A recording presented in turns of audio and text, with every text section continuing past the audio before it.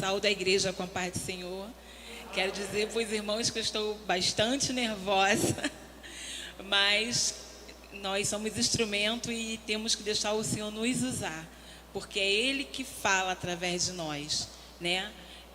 E hoje o nosso estudo, ele fala de ministério dentro e fora de casa. E vamos abrir nossa Bíblia em Romanos 16, 3.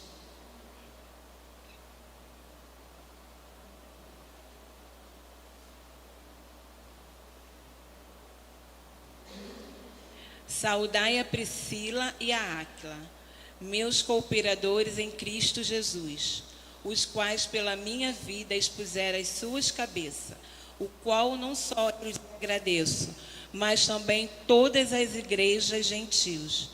Saudai também a igreja que está em sua casa.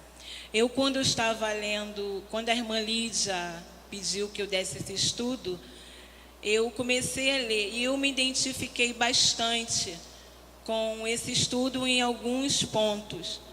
Porque se formos ler a história de Áquila e Priscila, eles eram amigos de Paulo, né? Eles eram vendedores de tenda e Paulo também começou a trabalhar com eles nesse ofício. E lendo aqui o estudo, eu fui chegando a um ponto de que Priscila, ela foi a primeira missionária, né, que a Bíblia nos relata. E quando fala do ministério dentro e fora de casa, ela foi dando continuidade daquilo que Paulo começou. Era como se fosse uma célula. Eu chego, crio um grupo de oração e ali vai dando continuidade. E quando eu era da segunda Igreja Batista em Irajá, eu não nasci no lar cristão, apesar da família do meu pai serem uma maioria de pastores, pessoas evangélicas. Da minha mãe, não. Então, assim, nós ouvíamos falar de Jesus por conta da família do meu pai, né? E tinha uma senhora que se chamava Maria Pedrosa. Um dia ela foi até nossa casa e perguntou aos meus pais se eles aceitariam que fizessem o culto na minha casa. E meus pais aceitaram. E através desse culto, meus pais aceitaram Jesus. Meu pai era afastado, minha mãe não evangélica. E eu olhando aqui a história, eu pude ver assim, que a minha casa, depois disso, de nós caminharmos através dessa senhora que deu esse trabalho, começou em minha casa virou um ponto de pregação, né? E ali foram vindo os irmãos dela, as cunhadas dela, tudo participando com a gente na minha casa. E antes de nós mudarmos para Campo Grande, da minha casa, que era um ponto de pregação, nasceu uma igreja que está lá em Irajá, né? Que é filha da segunda Igreja Batista em Irajá, mas que nasceu do meu lar, né? Desse trabalho. Então eu fui olhando assim, falando, gente, como eu fui me identificando com essa história, né? Que fez com que eu pensasse no que eu vivi lá atrás. E nós saíamos para evangelizar na rua, nós evangelizávamos crianças, levavam para a nossa casa. Missionários, quando vinham, ficavam em nossa casa. E ali nós saíamos para dar continuidade à obra do Senhor, né? Então, assim, eu achei muito interessante essa história. E, assim, a história é muito linda. Eu fui pesquisando e fui lendo. E se a gente for aqui ficar falando deles, a gente não tem, assim, tempo para isso, né? E mais à frente, essa mulher, né, a Priscila, ela foi uma mulher que, assim, olhando a história dela, que nos encoraja, ela nos faz ter ousadia, porque precisamos para servir como verdadeiros discípulos do Senhor, né? Nós precisamos ter ousadia para falar, nós precisamos ter coragem, né, para falar, para evangelizar.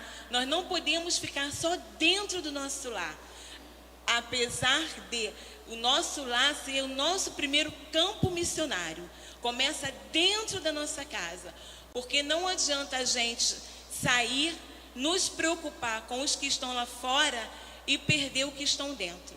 Não só filhos, marido, esposa, mas irmãos, cunhados, tios, tias, quantos nós precisamos ainda alcançar. Nós não podemos ficar dentro de casa. E realmente nós precisamos ter essa ousadia de estar pronto para sair, para falarmos do amor de Cristo.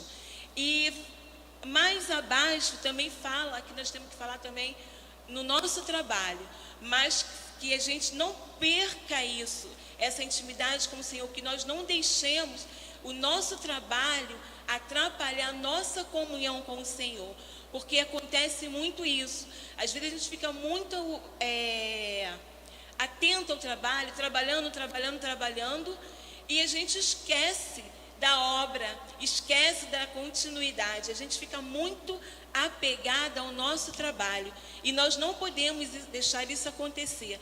E eu também vivi uma experiência. Eu estava falando com a irmã Lídia. Essa mensagem, ela trouxe tudo, assim, experiências da minha vida. Né? Eu trabalhava numa clínica de hemodiálise e trabalhava num projeto da prefeitura com terceira idade. E eu pegava nesse projeto na parte da manhã e chegava em casa, tomava banho, almoçava e saía. Então, quem sabe, clínica de hemodiálise a gente trabalha direto. Não tem como você dialisar hoje e o paciente voltar a semana que vem, né? E eu fazia isso, eu chegava em casa muito cansada, eu já não tinha mais contato com a minha família, nem com meus filhos, eu moro com meus pais.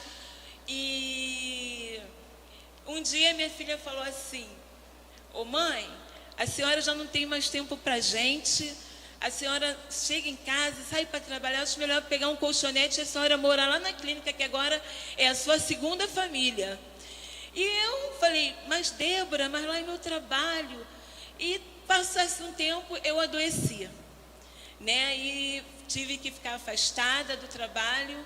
E quando eu retornei, não demorou muito, eu fui dispensada.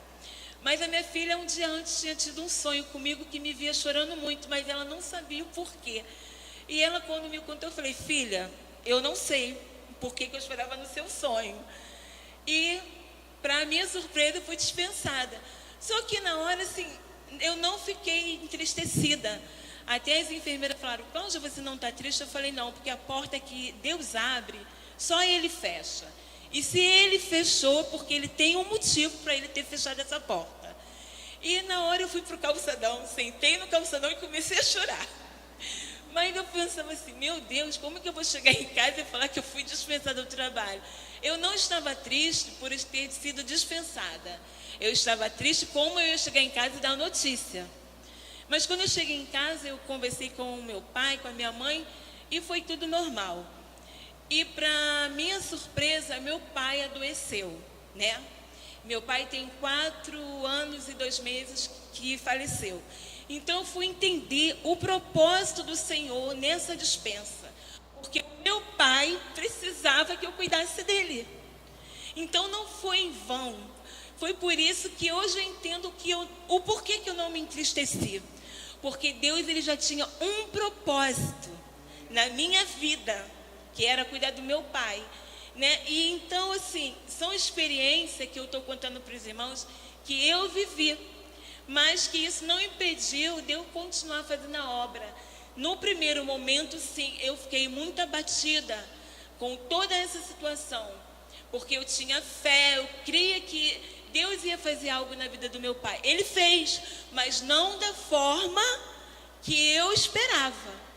Mas Deus fez. Hoje meu pai está bem no Senhor, e eu tenho que continuar o legado que Ele nos deixou, de continuar fazendo a obra do Senhor, com fé, com sabedoria, não uma fé na igreja, em homens, é uma fé genuína no Senhor, porque só essa fé no Senhor, de nós confiarmos, depositarmos toda a nossa confiança em saber que Ele cuida de nós em todos os detalhes, né? E nós temos que confiar, descansar no Senhor e saber que as promessas dele são grandes para a nossa vida. E mais à frente aqui na lição ele vai falando que nós precisamos andar em espírito E andar em espírito é não só em casa, na rua, em ações, em palavras, pensamento e temperamento. Nós temos que viver em espírito não só dentro dos nossos lares, na rua também, porque nós somos o sal da terra e nós somos visados por todos os lados. Então, o nosso comportamento, as nossas atitudes, como nós nos portamos longe, perto de casa, na igreja, ninguém está vendo, mas o Senhor está nos observando. E nossa vida é um testemunho. Eu não preciso estar com essa Bíblia na mão para mostrar que eu sou evangélica. A nossa vida tem que dizer. Não é só quando nós estamos com a Bíblia, que passa na rua, que alguém vê a paz do Senhor, ou ali vai um evangélico, não. É a nossa atitude, o nosso comportamento, não só aqui, mas em todos os lugares. E aqui na lição também fala que nós precisamos ser uma mulher trabalhadora, uma mulher que tem que ter uma vida empenhada em vencer a preguiça, né, a futilidade, ter moderação, estar no Instagram, WhatsApp, uma mulher que avalia com sabedoria as coisas que podem roubar-lhe o privilégio de ser usada e desperdiçar o tempo. Porque às vezes a gente fala assim, só vou responder uma mensagenzinha.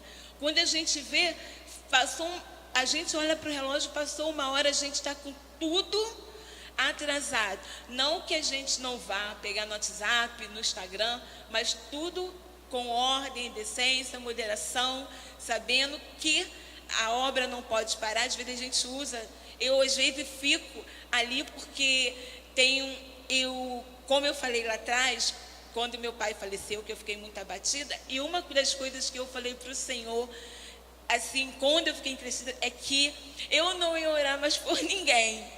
Porque eu falei, Senhor, eu orei tanto pelo meu pai, e meu pai faleceu. Só que eu comecei a buscar, eu comecei a falar com o Senhor, e o que o Senhor tem feito comigo? O Senhor tem colocado pessoas para eu orar. Pessoas têm me procurado na minha rede social, me mandam um recado por alguém, me procuram. Então, assim, aonde eu estava me esquivando, o Senhor me colocou.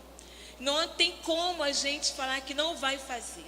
Porque se o Senhor tem um propósito, como que eu não vou orar por alguém que está precisando? Né? E eu fico, assim, às vezes impactada de pessoas que nem me conhecem entrarem no meu WhatsApp, que alguém pediu e colocou o nome para que eu orasse. Né? Então a gente tem que ter muito cuidado com a obra do Senhor. Nós temos que fazer a obra do Senhor com zelo, com amor, com carinho. Não é de qualquer maneira. A obra do Senhor ela tem que ser feita com perfeição. Não adianta a gente querer não fazer, não cumprir o chamado. Eu estava falando com a Lídia, eu estava muito nervosa ali, mas eu falei, Lídia, se Deus me deu essa oportunidade, eu vou falar aquilo que o Espírito Santo colocar no meu coração. Eu não vou falar nada que não seja da parte do Senhor, né? Porque às vezes a gente tenta falar algo que Deus não mandou que nós falássemos. E eu estou assim, muito feliz em estar aqui na frente. E eu falo assim com os irmãos de experiências que eu tenho vivido, que é um testemunho para muitos, né, que me conhecem, a nossa vida, a vida no meu lar.